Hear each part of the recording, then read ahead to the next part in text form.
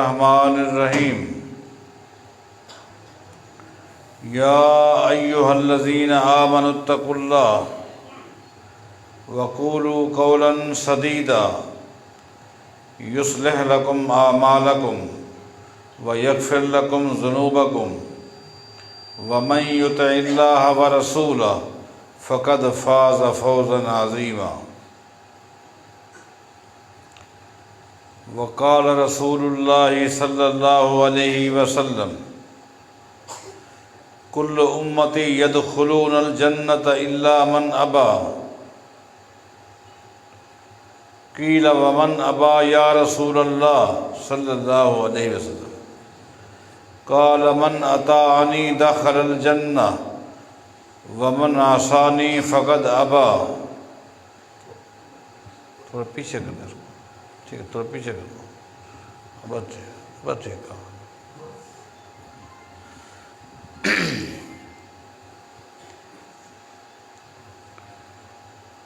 آج پہلی مرتبہ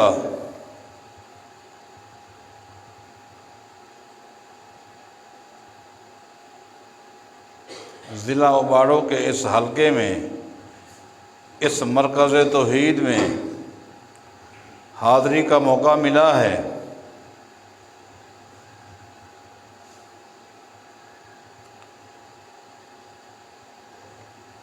آپ بھائیوں سے مل کر انتہائی خوشی ہوئی ہے،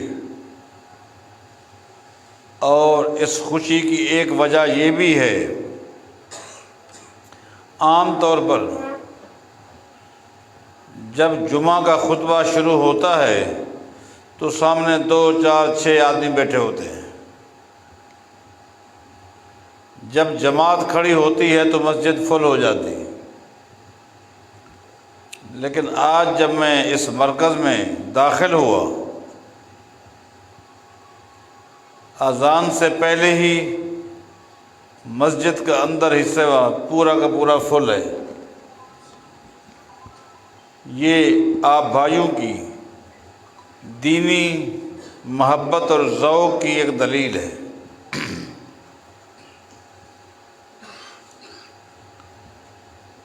آپ میرے لیے دعائیں کرتے رہتے ہیں۔ فالج کا اٹیک ہوا،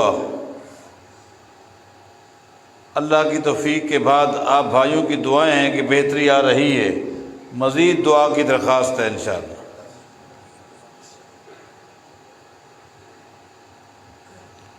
محترم بھائی غلام قادر سبحانی حافظہ اللہ، جو میرے دل کے دوست ہیں، تشریف لائے۔ حالانکہ سفر بہت کم کرتا ہوں، جب میں نے دیکھا کہ وہ یہاں سے کراچی آ گئے ہیں، مجھے بھی وہاں جانا چاہیے۔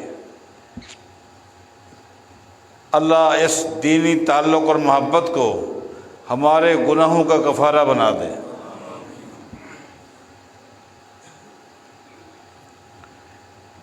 میں آج کے اس خطبہ جمعہ کے اندر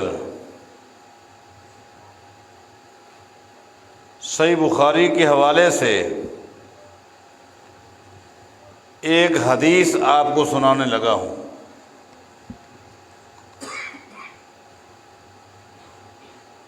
علمی حلقوں کے اندر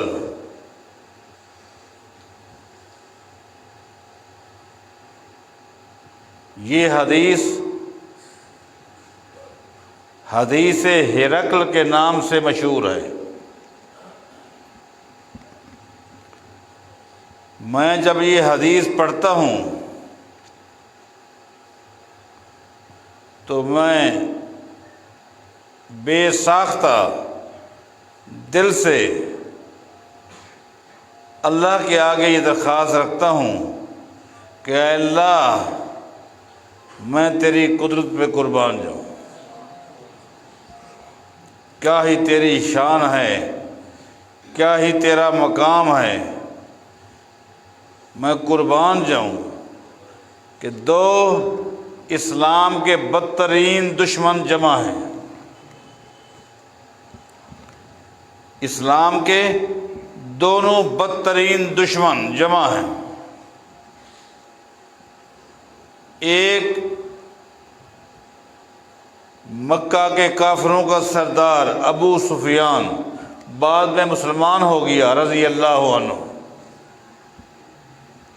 اس وقت دین کا بدترین دشمن تھا، بدترین دشمن تھا۔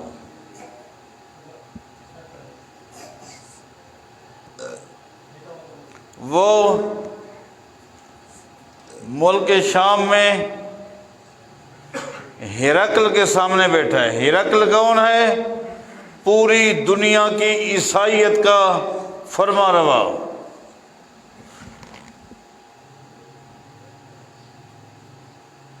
عیسائیت اسلام کی دشمن، مکہ کے مشرکین اسلام کے بدترین دشمن۔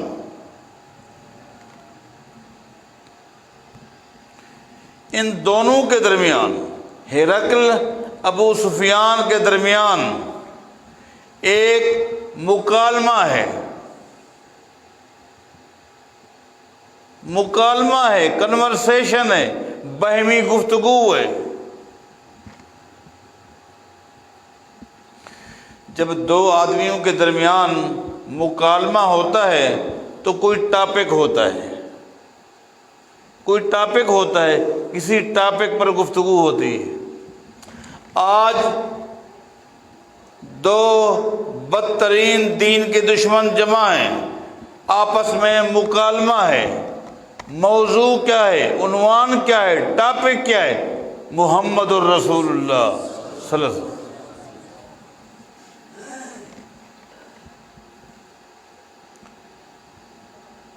ان کو پتہ نہ چلا، اللہ، ان دونوں کافروں کو پتہ نہ چلا، اور غیر محسوس طریقے سے یہ اللہ کی شان دیکھیں، اللہ کی عظمت پر قربان جائیں، غیر محسوس طریقے سے اللہ تعالیٰ نے ان کی زبان سے پیغمبر کے بارے وہ جملے کہلوائے جو پیغمبر کی سیرت بن گئی، پیغمبر کی شان بن گئی، پیغمبر کا مقام بن گیا۔ وہ جمع تو ہوئے تھے نبی علیہ الصلوۃ والسلام کی عظمت کو برباد کرنے کے لیے، میرے پیغمبر کی ہستی کو بدنام کرنے کے لیے، لیکن اللہ نے ان کی زبان سے جملے وہ کہلوائے جو میرے پیغمبر کا مقام بن گیا۔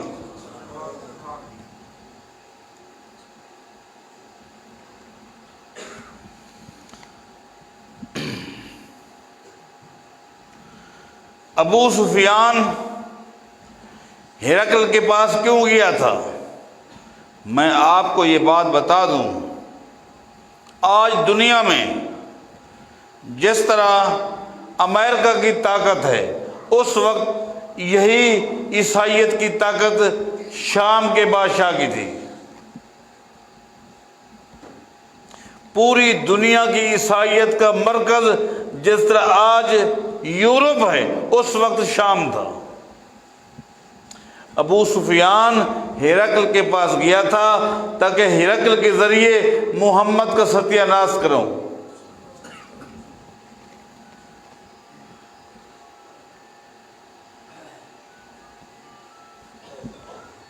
ملاقات کی ترتیب بن گئی ہرقل کے ساتھ۔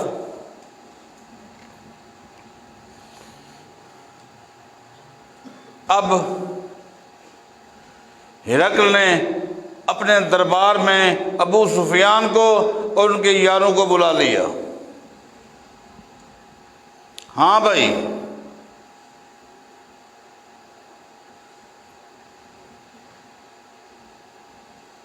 اب گفتگو شروع۔ اس گفتگو کو آپ بارہا سن چکے ہیں، لیکن آج مزید توجہ سے سنیں۔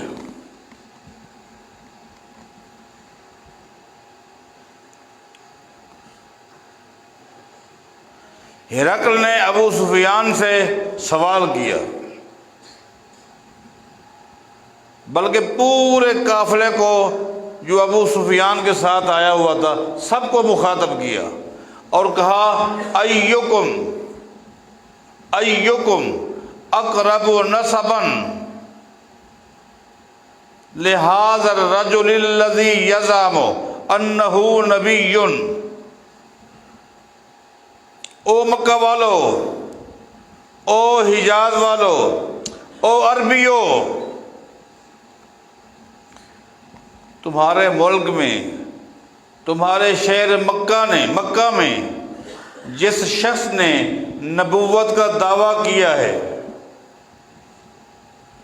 جس شخص نے نبوت کا دعویٰ کیا ہے، یہ بتاؤ تم میں سے کوئی اس کا عزیز بھی ہے؟ تمہارے میں سے کسی کا وہ رشتہ دار لگتا ہے، کوئی تعلق ہے؟ ابو سفیان نے کہا سب سے قریبی تعلق میرا ہے۔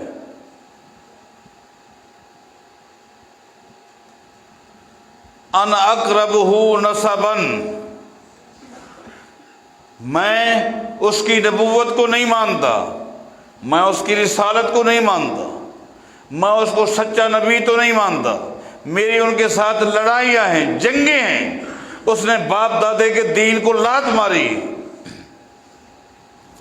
لیکن رشتہ داری تو ہے، رشتہ داری تو اس طرح کی ہے کہ میری بیٹی ام حبیبہ اس کی بیوی ہے، میرا داماد لگتا ہے، دین سے ہٹ گیا، بے دین ہو گیا، قوم برادری کے عقیدے کو اس نے چھوڑ دیا ہے، میری بھی ننگی تلوار اس کے سامنے ہے، لگا ہوا ہوں، آپ کے پاس بھی آنے کا مقصد یہی تھا۔ ہرقل خالی عیسائیوں کا بادشاہ نہیں تھا، بلکہ عیسائیت کے مطابق اس وقت عیسائیوں کا سب سے بڑا عالم بھی وہی تھا، حکمران بھی تھا اور سب سے بڑا عالم بھی تھا۔ ہرقل کو پتہ چل گیا کہ جتنی معلومات محمد کے بارے اس کو ہوگی کسی اور کو نہیں ہوگی صلی اللہ علیہ وسلم۔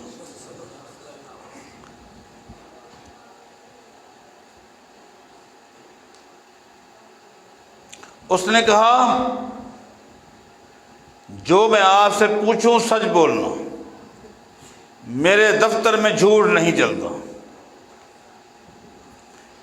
بلکہ ایک حدیث میں آتا ہے ابو سفیان کے قافلے والوں سے بھی ہرقل نے کہا تم پیچھے بیٹھے ہو، یہ تمہارے آگے بیٹھا ہے، اگر کسی بات میں یہ جھوٹ بولے مجھے اشارہ کر دینا، کیونکہ میرے دفتر میں جھوٹ نہیں چلتا۔ اب ابو سفیان چوکنا ہو گیا کہ باتیں بھی محمد کے خلاف کرنی ہیں لیکن بولنا بھی سچ ہے، جھوٹ بھی نہیں بولنا، سمجھ آ رہی بات آپ کو؟ جھوٹ بھی نہیں بولنا اور محمد کے بارے اس کو متنفر بھی کرنا ہے۔ چلو دیکھو کیا سوال کرتا ہے۔ وہ بادشاہ بھی تھا، عالم بھی تھا، اس نے پہلا سوال کیا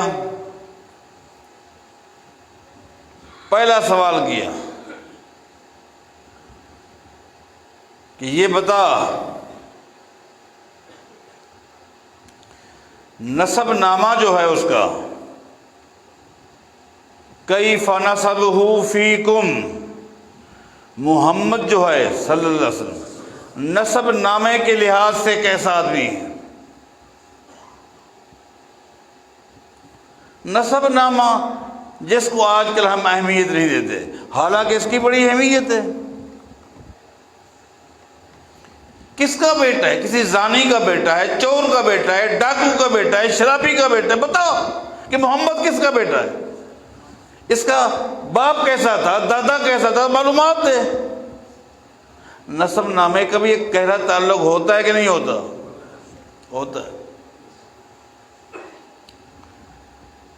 ابو سفیان نے سر پر ہاتھ رکھا، اس نے کہا ہو فینا ذو نسب، بادشاہ سلامت، عرب کی سرزمین میں محمد سے اچھا خاندان کسی کا ہے نہیں صلی اللہ علیہ وسلم۔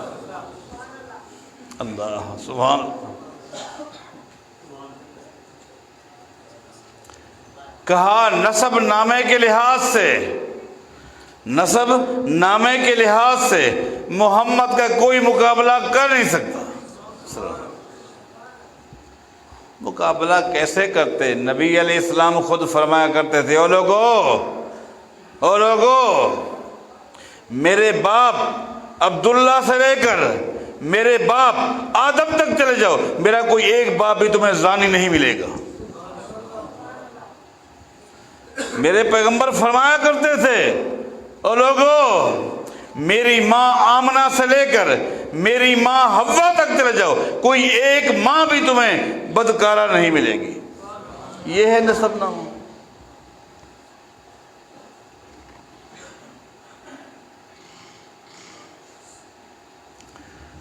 ہرقل کو پتہ چل گیا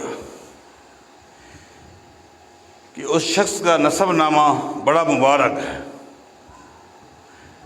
اس نے اپنے دل میں کہا اور بعد میں اس کے سامنے کھول کے بیان بھی کیا۔ دل میں کہا نبی اچھے گھرانوں میں آتے ہیں، پہلی علامت مل گئی، تھا عیسائی، اس کو پہلی علامت مل گئی کہ زمین کی پشت پہ جب کوئی اچھا گھرانہ ہوتا ہے، سب سے اچھے گھرانے میں اللہ نبی کو بھیجتا ہے۔ میں ضمناً یہ بات بھی واضح کر دوں، اگر آپ یہ سمجھیں کہ نبی علیہ السلام کا خاندان تو مشرک تھا، عقیدہ الگ چیز ہے، کردار الگ چیز ہے۔ کردار سے، عقیدے سے نسب نامہ برباد نہیں ہوتا،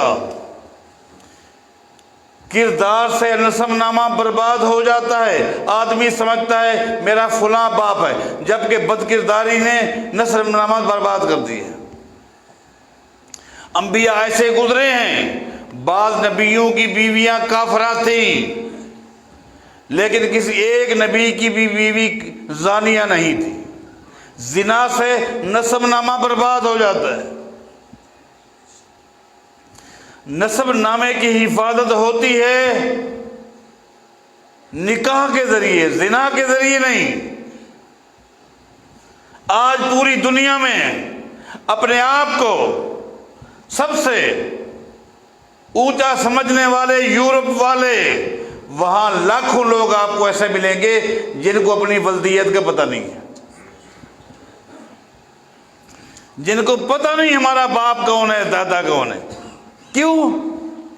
زنا کی اولاد، بد کرداری کی اولاد، اور زنا نسب نامے کو برباد کر دیتا ہے۔ عقیدے کی خرابی ایک الگ چیز ہے، اس سے نسب نامہ برباد نہیں ہوتا۔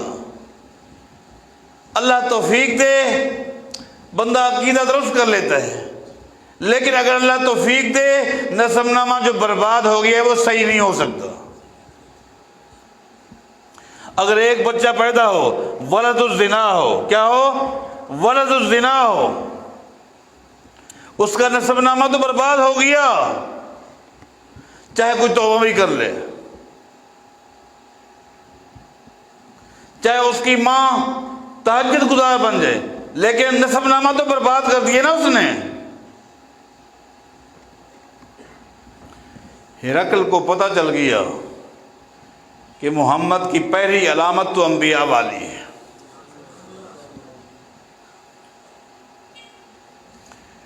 وہ خاموش رہا۔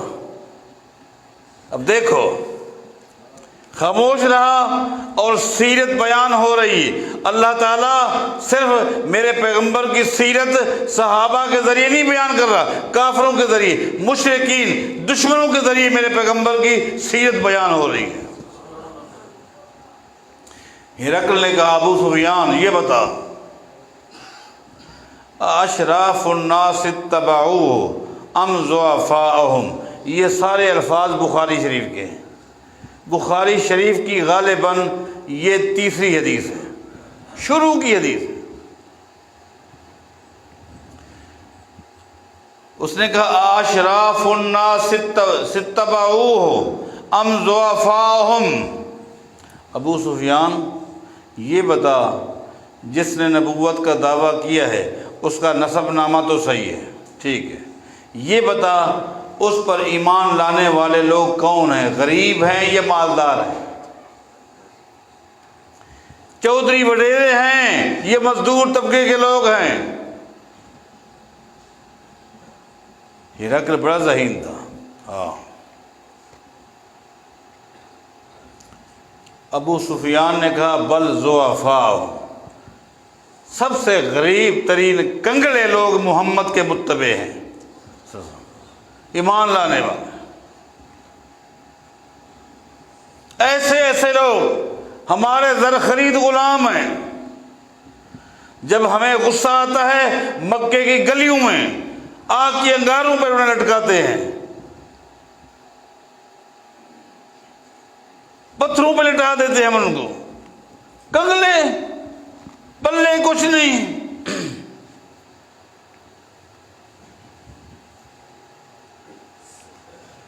ابو سفیان نے جب یہ کہا کہ انتہائی غریب قسم کے لوگ محمد کے امتی ہیں صلی اللہ علیہ وسلم، ہرقل نے جس کا اظہار بعد میں اس نے خود کیا، یہ بخاری میں آتا ہے، وہ بھی بخاری میں ہے. حدیث طویل ہے لیکن چونکہ مجھے سبحانی صاحب نے کہا ہے کہ 2 بجے تک آپ نے گفتگو کرنی ہے تو انشاءاللہ مکمل ہو جائے گی حدیث انشاءاللہ. ہرقل نے اپنے دل میں کہا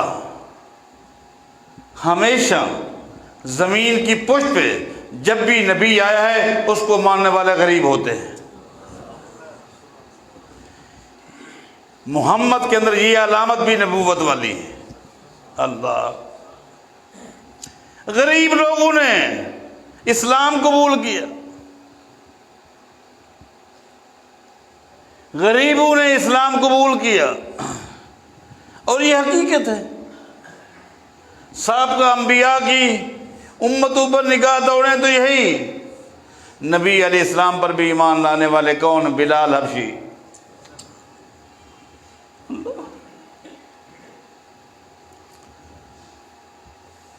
اللہ، اس نے کہا غریب تر لوگ ہیں. اس نے کہا ٹھیک ہے میں سمجھ گیا، میں تیرے جوابات پہ تبصرہ کروں گا.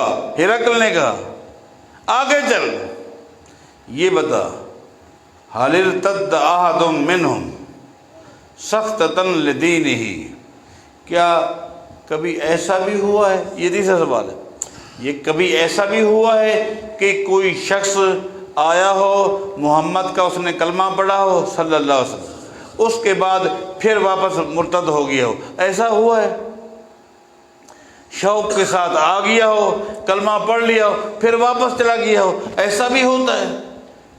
قال اللہ، اس نے کہا نہیں، ایسے ہیں مارے کھاتے ہیں، مارے کھاتے ہیں. ہم نے ان کو آگ کے انگاروں پر لٹایا لیکن زبان پر احدن احدن احدن کے الفاظ تھے. اللہ. عمار بن یاسر ان کے گھر آنے کو ہم لے گئے اور ہم نے کہا محمد کے کلمے کو چھوڑ دو ورنہ برا حشر ہوگا. انہوں نے کہا جو مرضی ہے کرو. ہم چلے گئے تھے، ہم نے مکے کی ایک وادی میں پتھروں کے اوپر لٹایا، ان کے اوپر گرم پتھر رکھ دیے، اتنے بھاری تھے کہ وہ نکل نہیں سکتے تھے. دوپہر کے وقت تھا، گرمی کا موسم. پھر ہم نے قریب ہو کر پوچھا سنیں کیا؟ انہوں نے کہا یہ ایک جان ہے، ہزاروں جانیں ہیں تو محمد کی اس عقیدے توحید والے کلمہ پر قربان کر دیں گے. اللہ، ایسا اس نے کہا کبھی نہیں ہوا.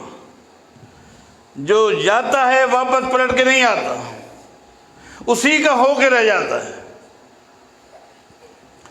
ہرقل نے کہا، دل میں کہا، بعد میں کہا اس کو، یہ دل کی بات میں نہیں جانتا، لیکن چونکہ اس نے بعد میں ابو سفیان کے ان تمام جوابوں پر جو تبصرہ کیا اس میں یہ بات موجود ہے. اس نے کہا دل میں کہا یہ تو حقیقت ہے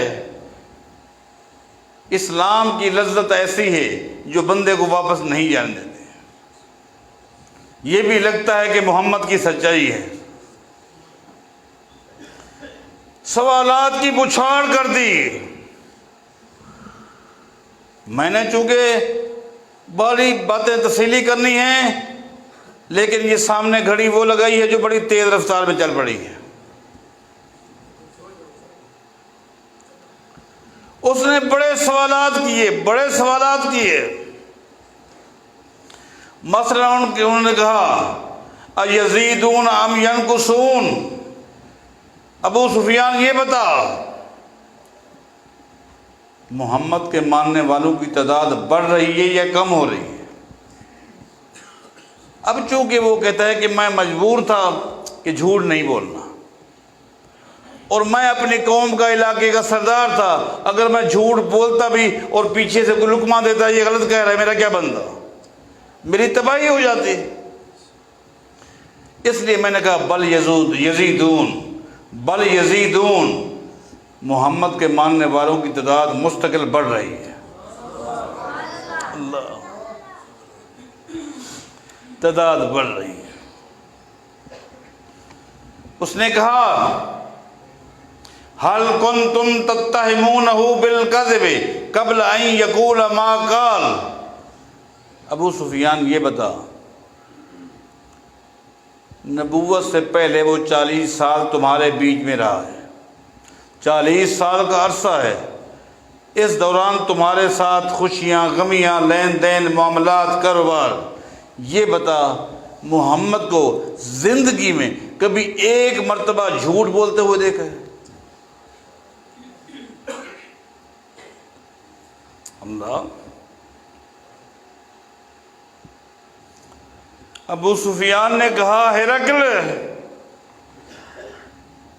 آج تک 40 سال کا جو دور نبوت سے پہلا ہے، اس کی زبان سے سوائے حق کے، سچ کے کوئی اور چیز نکلی نہیں. بلکہ کہنے لگا ہرقل اب تو اس نے باپ دادے کے دین کو چھوڑ دیا، ہمیں تکلیف ہے، دکھ ہے. اس سے پہلے جب وہ ہمارے بیچ میں تھا ہم اس کو صادق اور امین کہتے تھے، صادق اور امین کہتے تھے کہ سچا ہے تو محمد، امین ہے تو محمد صلی اللہ علیہ وسلم. ہم تو اس کو صادق اور امین کہتے تھے. کہنے لگا ہرقل، جیسا کہ دوسری روایات میں آتا ہے کہ جس وقت بیت اللہ گر گیا تھا ابھی محمد نے نبوت کا دعویٰ نہیں کیا تھا. بیت اللہ گر گیا، ہم نے بیت اللہ کو بنایا، اب حجر اسود کو اس کی جگہ پر نصب کرنے کی باری تھی. ہم میں ہر قبیلے کا سردار یہی کہتا یہ میرا کام ہے. سنگ بنیاد، پہلی اینٹ، ہر قبیلہ کہتا ہمارا وڈیرا حجر اسود کو اس کی جگہ پر لگائے گا. قبیلے بے انتہا تھے. آخر کار یہ طے ہوا کہ آج رات ہو گئی ہے، چلو کل واپس آئیں گے، جو شخص بھی آئے گا اس کو جج بنائیں گے. اتفاق دیکھیں، جبکہ نبی علیہ السلام کی عمر 30 سال کی تھی، ابھی اعلان نبوت میں 10 سال باقی ہیں. سب قبیلے جمع تھے. اچانک آواز آئی جا محمد جا امین جا صادق.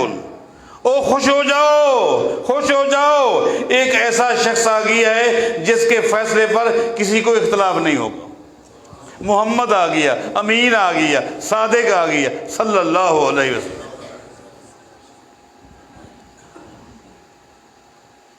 سب نے کہا آپ بتائیں حجر اسود کو کون نصب کرے؟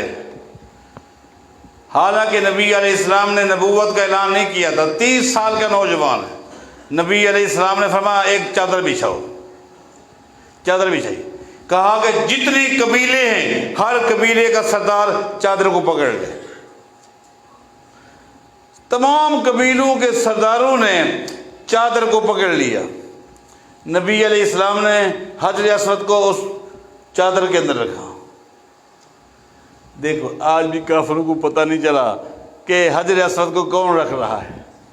اللہ کہا سارے چادر آگے لے آؤ. سارے خوش خوش چادر کو رکن یمانی کے آگے لے کر آ رہے ہیں. ٹھیک ہے پکڑ کھڑا جو سبحان اللہ. نبی علیہ السلام نے حجر اسود کو نکالا, نصب کر دیا. سب نے کہا چلو ہم نے نصب کیا, جبکہ نصب محمد الرسول اللہ نے کیا. سبحان اللہ. ہم تو اس کو امین مانتے تھے, صادق مانتے تھے. اس نے جھوٹ کبھی نہیں بولا.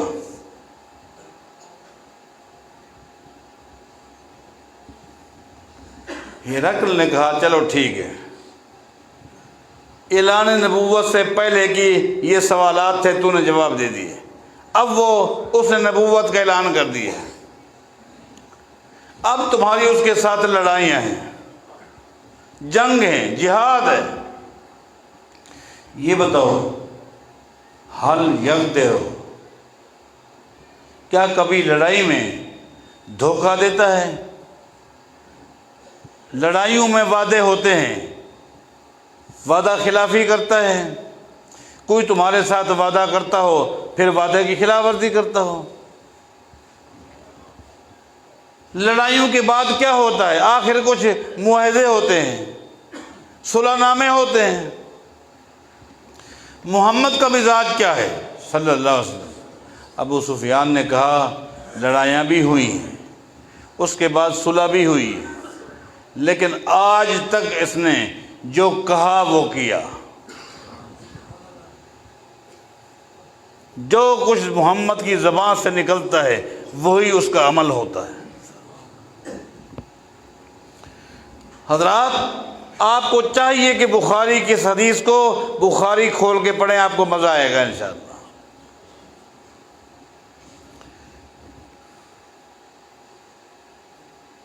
ہرقل نے کہا اچھا یہ بتاؤ اب وہ حکم کس چیز کا دیتا ہے؟ کس چیز کا حکم دیتا ہے؟ کہتے وہ حکم دیتا ہے صلہ رحمی کرو, نماز پڑھو, کسی کے ساتھ زیادتی نہ کرو. وہ ساری یہ باتیں ابو سفیان بتاتا رہا جو بخاری شریف میں ہے. تو ہرقل نے کہا صلہ رحمی تو اچھی چیز ہے, صلہ رحمی تو اچھی چیز ہے. اخلاق کا درس دیتا ہے, اخلاق اچھی چیز ہے. دھوکہ نہ دو, کسی کا مال نہ کھاؤ, کسی کے ساتھ زیادتی نہ کرو, یہ تو اچھی چیزیں ہیں. تو تمہارا اختلاف کس بات پر ہے اس کے ساتھ؟ اختلاف کس بات پر ہے؟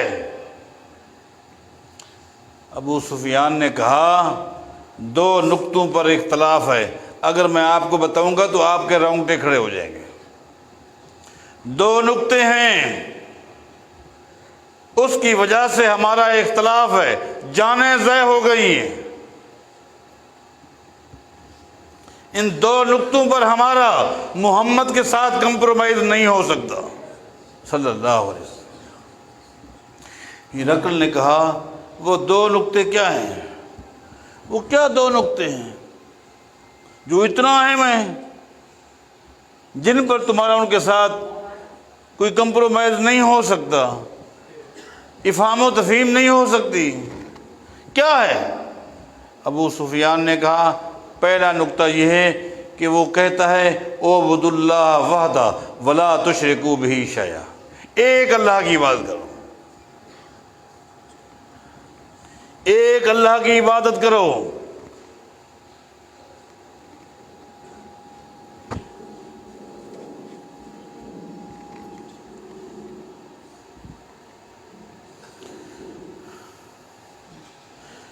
پہلا نقطہ یہ ہے کہ کہتے ہیں اعبدوا اللہ وحدہ ولا تشرکوا بہ شیئا, ایک اللہ کی عبادت نہ کرو, ایک اللہ کی عبادت کرو, اللہ کے ساتھ کسی کو شریک نہ کرو. عجیب عجیب آیتیں سناتا ہے, قل ان صلاتی و نسکی و محیای و مماتی للہ رب العالمین. جانی عبادت اللہ کے لیے، مالی عبادت اللہ کے لیے، بدنی عبادت اللہ کے لیے، قولی عبادت اللہ کے لیے، ایک اللہ کے لیے۔ تو یہ جو 360 ہم نے رکھے ہوئے ہیں، ان کی کوئی حیثیت نہیں ہے، نہ لات کی حیثیت، نہ منات کی، نہ عزا کی۔ یہ جو 360 ہمارے مشکل کشا، ہمارے حاجت روا، ہماری بگڑی بنانے والے ہیں، ان میں سے کسی ایک کو بھی نہیں مانتا، کسی ایک کو بھی نہیں مانتا، کسی ایک کو کم از کم مان لیتا، تھوڑے سے اختیارات دے دیتا، کہتے نہیں ٹوٹل اختیارات اللہ کے پاس ہے۔ اب ہماری عقل نہیں مانتی، یہ سارے کام اکیلے اللہ کیسے کرتا ہے؟ یہ سارے اختیارات ایک اللہ کے پاس کیسے ہیں؟ کیسے ہماری عقل مانے؟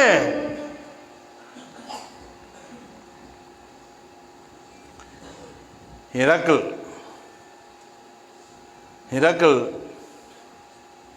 سمجھ گیا۔ کیوں سمجھ گیا؟ اس لیے کہ وہ عیسائی تھا، ایک اللہ کو مانتا تھا، ایک اللہ کو مانتا تھا۔ عیسیٰ علیہ السلام کا اس نے کلمہ پڑھا تھا، اللہ کو مانتا تھا، اس کو پتا تھا کہ توحید فطری عقیدہ ہے، توحید فطری عقیدہ ہے۔ توحید کے لیے اگر انبیاء نہ بھی آتے تب بھی پوری کائنات کو پتا تھا کہ ہمارا خالق مالک کون ہے، اس لیے کہ ایک چیمٹی کو پتا ہے، چیمٹی کو پتا ہے۔ سلیمان علیہ السلام جب قحط سالی ہو گئی، بارش کی ضرورت پیش آئی، سلیمان علیہ السلام وقت کے نبی ہیں، اپنی امت کو لے کر میدان میں جا رہے ہیں بارش کی دعا مانگنے کے لیے۔ جب میدان میں پہنچے تو سلیمان علیہ السلام جو تمام جانوروں کی بولیاں جانتے تھے، قرآن میں ہے، سلیمان علیہ السلام نے میدان میں دعا مانگنے سے پہلے ایک چیمٹی کو دیکھا، ایک کیڑی کو دیکھا، کیڑی کو دیکھا، رآ نملتن مستلقیتن علی ظہرہا قائمتن بقوائمہا وہی تقول اللہم انا خلق من خلقک لیس بنا غنی عن سقیا۔ سلیمان علیہ السلام نے ایک چیمٹی کو دیکھا، زمین پر چت لیٹی ہوئی ہے، چت لیٹی ہوئی ہے، اور چھوٹی چھوٹی ٹانگیں آسمان کی طرف کی ہوئی ہیں، اور کیا کہہ رہی ہے؟ اللہم، اے اللہ۔ درمیان میں کوئی ہے کسی کا واسطہ کہ میری تیرے آگے، تیری اللہ کے آگے؟ چیمٹی بھی کیا کہہ رہی؟ اللہم، اے اللہ، انا خلق من خلقک لیس بنا غنی عن سقیاک۔ اے اللہ، ہم بھی تو تیری مخلوق ہیں، اگر تو نے پانی نہ پلایا تو کائنات میں کوئی طاقت نہیں جو پانی پلا سکے۔ چتریٹی ایک چیمٹی کو بھی پتا ہے کہ میرا خالق، میرا مالک کہاں ہے، فطری عقیدہ ہے۔ کیا سلیمان علیہ السلام کو اس چیمٹی پر غصہ آ گیا تھا کہ یہ میرا واسطہ نہیں دے رہی، یہ میرے واسطے سے بات کرے، کہ میری سلیمان پیغمبر کے واسطے سے، میری سلیمان پیغمبر کے آگے، سلیمان کی رب کے آگے نہیں، کسی کا کوئی واسطہ نہیں۔ کیا کہتی؟ اللہم، اللہ۔ جاؤ علماء سے پوچھو، علماء سے پوچھو، چیمٹی دعا مانگتے وقت بیچ میں کسی کو لائی؟ اسی نبی کو، کتنے انبیاء گزرے تھے، سلیمان کو، سلیمان کے باپ داؤد، وہ بھی نبی، کسی نبی کو لایا واسطے میں؟ ڈٹ کہا اللہم انا خلق من خلقک لیس بنا غنی عن سقیاک۔ اے اللہ، ہم بھی تو تیری مخلوق ہیں، تیرے علاوہ کوئی پانی نہیں پلا سکتا۔ سلیمان علیہ السلام نے اپنی امت سے کیا کہا، اپنے یاروں سے کیا کہا، اپنے ماننے والوں سے کیا کہا؟ ارجعو، او واپس چلو، او واپس چلو۔ امت نے کہا کس لیے آئے تھے؟ بارش کی دعا مانگنے کے لیے آئے تھے، بارش کی دعا کے لیے آپ لے کر آئے تھے۔ دعا تو مانگی نہیں، واپس چلیں۔ فرمایا قد سقیتم لدعوت غیرکم، سلیمان علیہ السلام فرماتے ہیں لقد سقیتم لدعوت غیرکم، ہم دعا مانگنے کے لیے آئے تھے بارش کی، ہم سے پہلے ایک اور قوم نے اللہ سے دعا مانگ لی ہے، اللہ کسی کی دعا کو رد نہیں کرتا۔ اللہ، سلیمان علیہ السلام اپنے دروازے کی چوکھٹ پر نہیں پہنچے تھے، بارش پہلے ہو گئی، موسلادھار بارش آ گئی۔ توحید فطری عقیدہ ہے، فطری عقیدہ ہے۔ ایک پرندے کو بھی پتا ہے کہ عالم الغیب ایک اللہ ہے، ایک پرندے کو بھی پتا ہے کہ عالم الغیب کون ہے؟ غیب کا علم ایک اللہ کی صفت ہے۔ سلیمان علیہ السلام فرماتے ہیں مالی اری الہدہد، مالی لا اری الہدہد ام کان من الغائبین لأعذبنہ، مالی لا اری الہدہد ام کان من الغائبین، آج مجھے ہدہد پرندہ نظر نہیں آ رہا، کہاں گیا؟ آج آتا ہے میں اس کو ذبح کرتا ہوں، یا کوئی ٹھوس دلیل بتائے گا، کہاں گیا؟ فمکث غیر بعید فقال احطت بما لم تحط بہ، تھوڑی دیر گزری ہدہد آ گیا۔ اس کا مطلب یہ کہیں قریب تھا، لیکن جتنا بھی قریب تھا سلیمان پیغمبر سے اوجھل تھا۔ کوئی چیز اگر اوجھل نہیں ہو سکتی تو ایک اللہ سے نہیں ہو سکتی۔ اگر سلیمان سے وہ اوجھل نہ ہوتا تو یہ نہ کہتے سلیمان مالی لا اری الہدہد، کہ ہدہد نظر نہیں آ رہا۔ ہدہد آ گیا، کہاں تھا؟ ہدہد نے کہا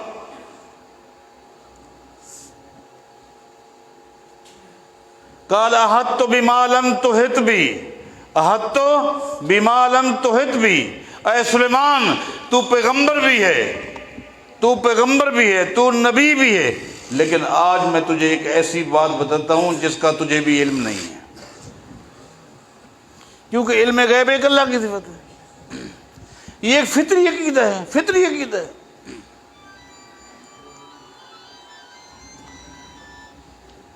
کہا کہ ایک اللہ کی عبادت کرو، ایک اللہ کی۔ اس نے کہا ٹھیک ہے، سمجھ آ گئی بات۔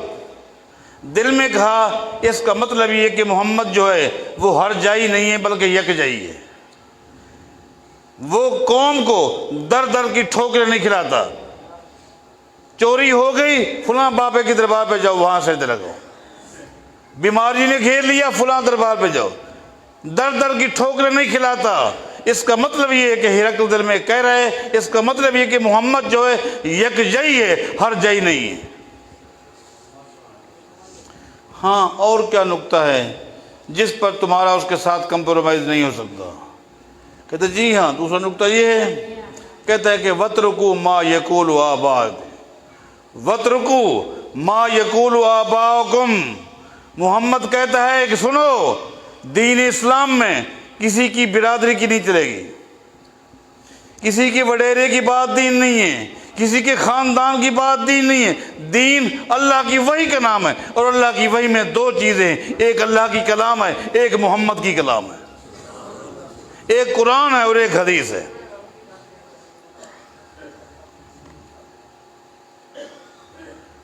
اس پر بھی تفصیلی گفتگو ہو سکتی ہے کہ واقعی دین تو اسی چیز کا نام ہے۔ اگر ہر بندے کا، برادری کا، وڈیرا جو کچھ کہے وہ دین ہے تو برادریاں بے انتہا ہیں، پھر دین بھی بے انتہا بن جاتے ہیں۔ نہیں، دین اللہ کی وحی کا نام ہے، دین قرآن و حدیث کا نام ہے، دین کتاب اللہ کا نام ہے۔ باقی کوئی بھی کہے، چاہے وڈیرا کہے، برادری کہے، پیر کہے، مرشد کہے، امام کہے، فقیہ کہے، محدث کہے، حتیٰ کہ صحابی بھی کہے اس کی بات کو شریعت کے آگے پیش کیا جائے گا، اور شریعت قرآن و حدیث کا نام ہے۔ قرآن و حدیث کے مطابق ہے لیا جائے گا، قرآن و حدیث کے مطابق نہیں ہے اس کو چھوڑ دیا جائے گا۔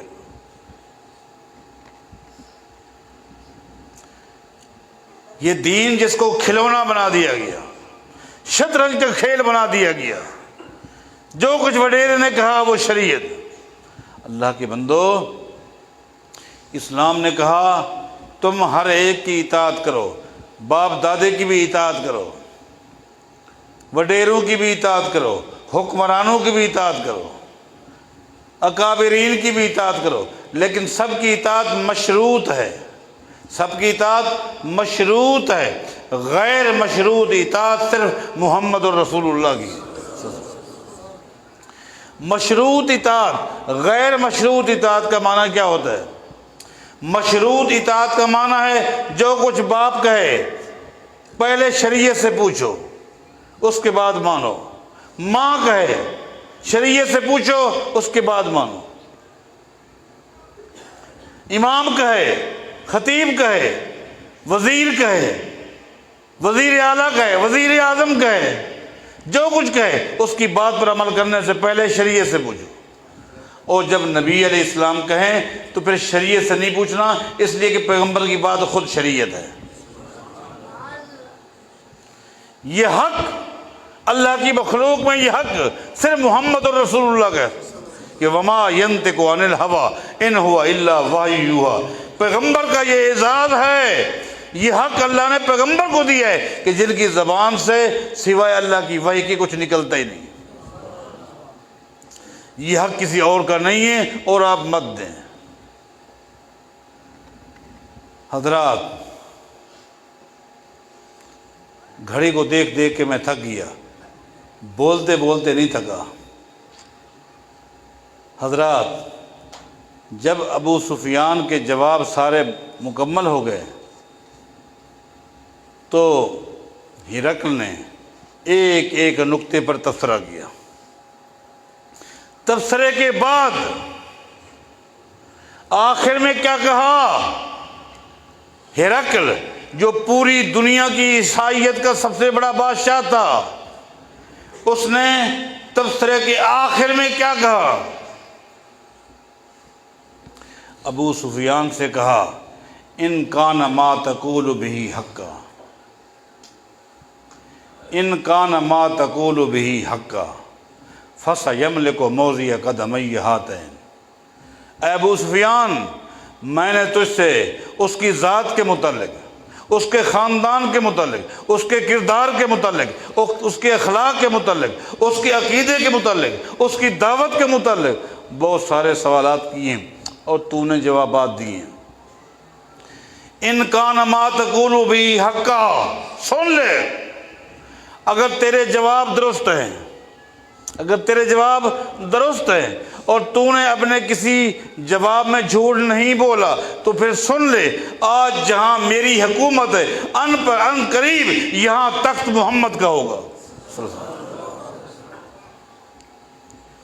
اگر یہی باتیں ہیں، یہ اس کا کردار ہے، یہ اس کا اخلاق ہے، یہ اس کی دعوت ہے، یہ اس کا عقیدہ ہے، تو آج جہاں میری حکومت ہے ان قریب یہاں حکومت محمد کی ہوگی۔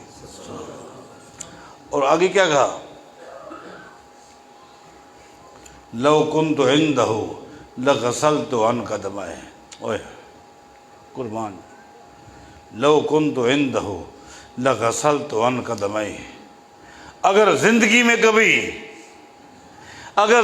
میں کبھی میری ملاقات محمد سے ہو گئی تو میں پانی لے کر محمد کے پاؤں دھوؤں گا۔ ایسے آدمی سے اختلاف کرتے ہو جو تمہیں درد درد کے اوپر ماتھے نہیں سکھواتا، ایک اللہ کے آگے سر جھکاتا ہے، جو اختلافات سے بچاتا ہے، اس سے اختلاف کرتے ہو۔ یہ صحیح بخاری کی غالباً تیسری حدیث تھی جس کو کما حق ہو تو آپ کے سامنے پیش نہ کر سکا۔ بہت ساری باتیں رہ بھی گئیں، بہت سارا تبصرہ باقی رہ گیا، لیکن آپ نے خلاصہ سمجھ لیا کہ اس حدیث کے ذریعے نبی علیہ الصلوۃ والسلام کا اخلاق، آپ کی سیرت، آپ کی دعوت، آپ کا کردار دشمن کی زبانی اللہ نے سنا دیا۔ اور یہ بھی واضح ہو گئی بات کہ دین قرآن و حدیث کا نام ہے، دین کسی کی رائے کا نام نہیں ہے، کسی کی سوچ کا نام نہیں ہے، کسی کے جذبات کا نام نہیں ہے، علماء بزرگ اکابرین کی اقوال کا نام نہیں ہے، دین اللہ کی وحی کا نام ہے۔ اور یہ بھی پتہ چل گیا اللہ کی وحی دو چیزوں میں ہے، ایک قرآن ہے، ایک حدیث ہے۔ قرآن اسلام کی تھیوری ہے اور حدیث اس کا پریکٹیکل ہے۔ اللہ اس پر عمل کرنے کی توفیق عطا فرمائے۔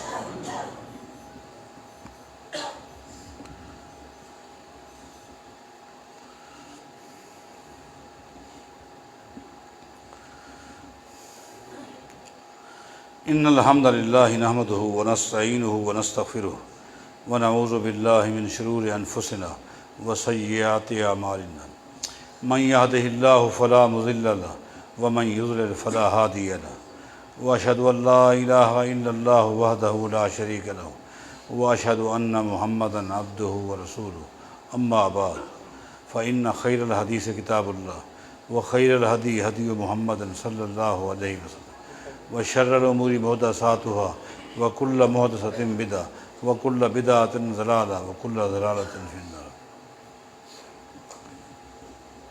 میرا بھی عقیدہ یہی ہے کہ جمعہ کے دونوں خطبے جو ہیں وہ کھڑے ہو کر دینے چاہیے اگر کوئی عذر نہ ہو۔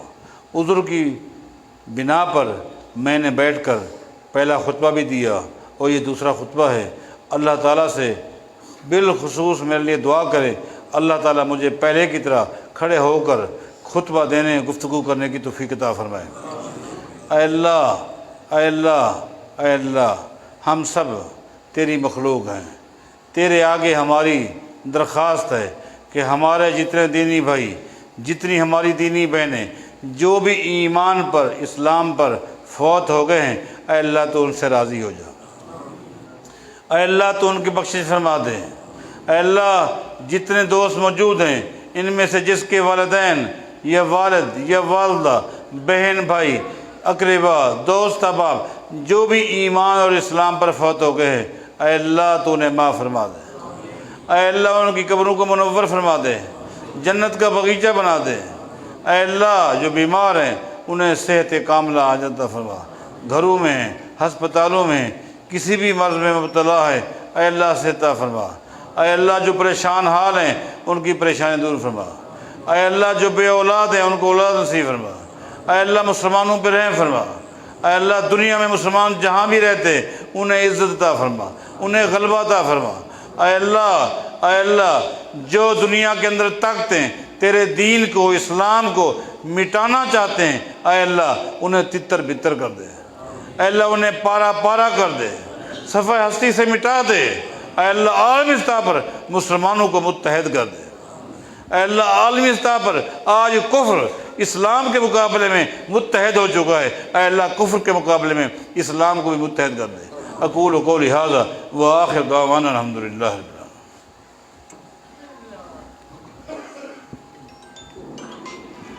کرسی گئے کرسی